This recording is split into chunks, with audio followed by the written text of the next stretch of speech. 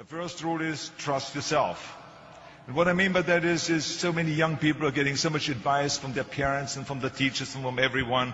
But what is most important is that you have to dig deep down and ask yourselves, who do you want to be? Not what, but who.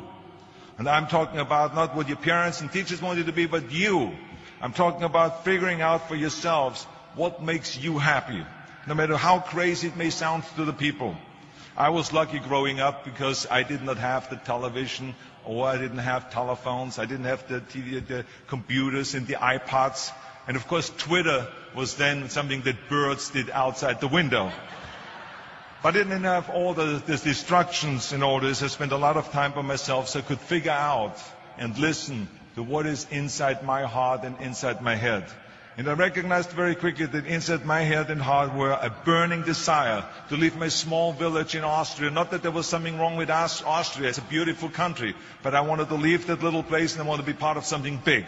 The United States of America, a powerful nation, the place where dreams can come true. I knew when I come over here I can realize my dreams.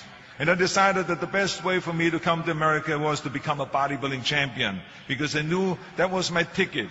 The instant that I saw a magazine cover of my idol, Reg Park.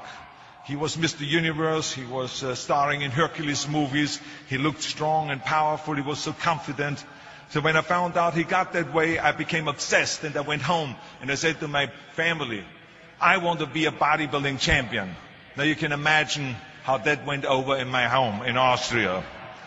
My parents, they couldn't believe it. They would have been just happy if I would have become a police officer like my father, or married someone like Heidi, who had a bunch of kids and ran around like the Van Trapp family in Sound of Music.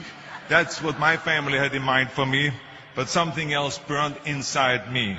Something burned inside me. I wanted to be different. I was determined to be unique. I was driven to think big and to dream big. Everyone else thought that I was crazy. My friend said, if you want to be a champion in a sport, why don't you go and become a bicycle champion or a skiing champion or a soccer champion? Those are the Austrian sports. But I didn't care. I wanted to be a bodybuilding champion and use that to come to America.